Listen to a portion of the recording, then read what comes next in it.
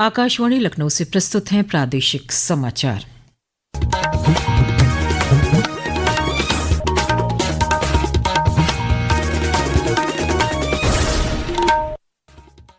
मुख्य समाचार। प्रदेश में प्राथमिक स्कूलों के विलय का रास्ता साफ। इलाहाबाद हाईकोर्ट की लखनऊ खंडपीठ ने विलय रोकने को लेकर की गई याचिकाओं को किया खारिज। मुख्यमंत्री योगी आदित्यनाथ ने आज हेलीकॉप्टर से कांवड़ यात्रा रूट का किया हवाई सर्वेक्षण।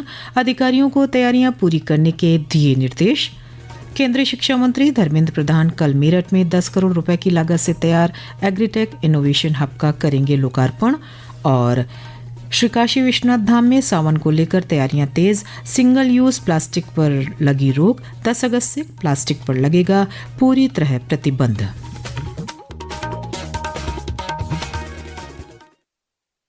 नमस्कार, प्रदेश के समाचारों के साथ मैं मनीषा पाठक। अब समाचार विस्तार से।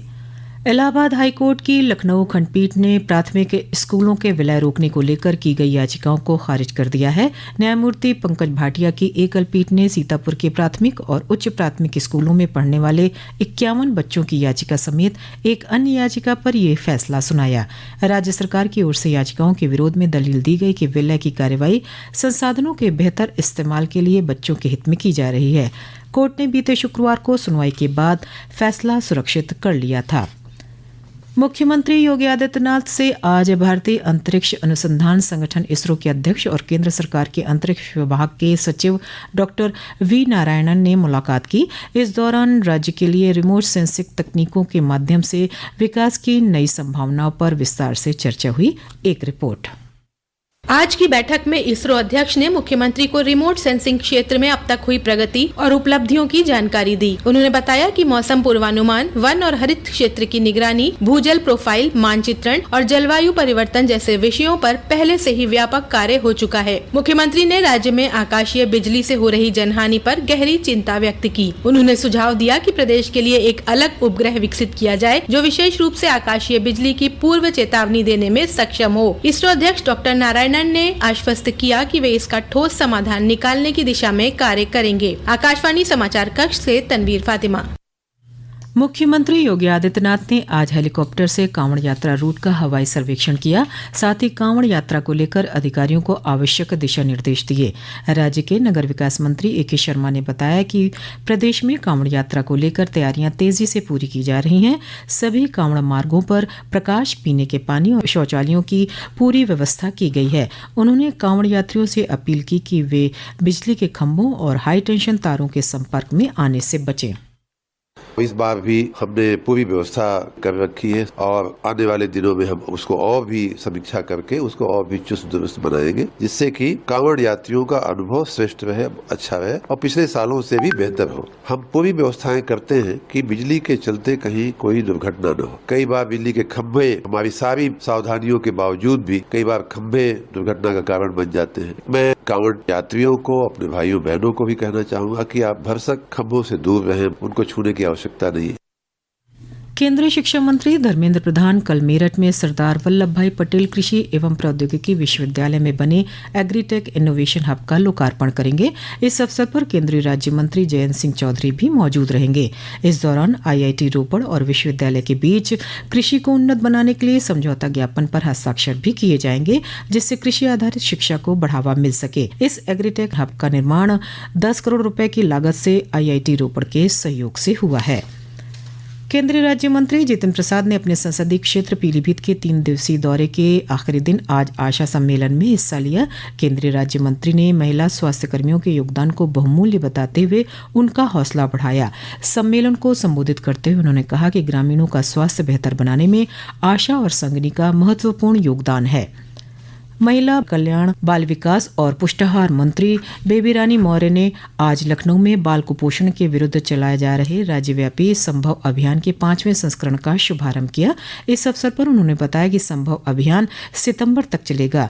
अभियान का उद्देश्य प्रदेश के कुपोषित और अति कुपोषित बच्चों का पोषण कर उनके स्वास्थ्य को बेहतर बनाना है। ये अभियान हम इसलिए चलाते हैं कि हमारे उत्तर प्रदेश में जितने भी कुपोषित बच्चे हैं, अति कुपोषित बच्चे हैं, उनको हम कैसे ठीक करें, उन्हें कैसे मेन स्ट्रीम में लाएं, और जो आंगनवाड़ी केंद्रों पर जो बच्चे जा रहे हैं हमारे, उनकी पढ़ाई की, उनके स्वास्थ्य की, और उनको सही भोजन मिल रहा है कि नहीं, जिससे उनका विकास अच्छी तरह हो सके, इसलिए ये अभियान हर साल चलाया जाता है। ये समाचार आप आकाशवाणी लखनऊ से सुन रहे हैं। ताज़ा समाचार जानने के लिए आप हमारी वेबसाइट newsonair.gov.in पर लॉगिन कर सकते हैं।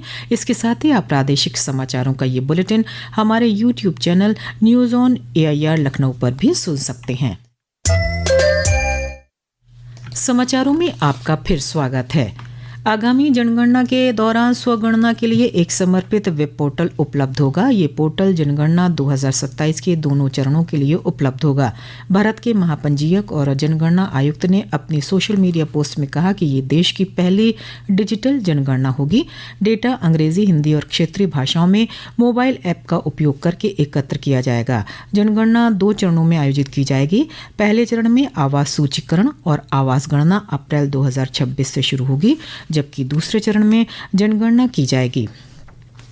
राज्यपाल आनंदीबेन पटेल ने आज अयोध्या जनपद के मसौदा विकासखंड स्थित कंपोजिट विद्यालय और आंगनबाड़ी केंद्र की शैक्षिक, पोषण और आधारभूत व्यवस्थाओं का निरीक्षण किया।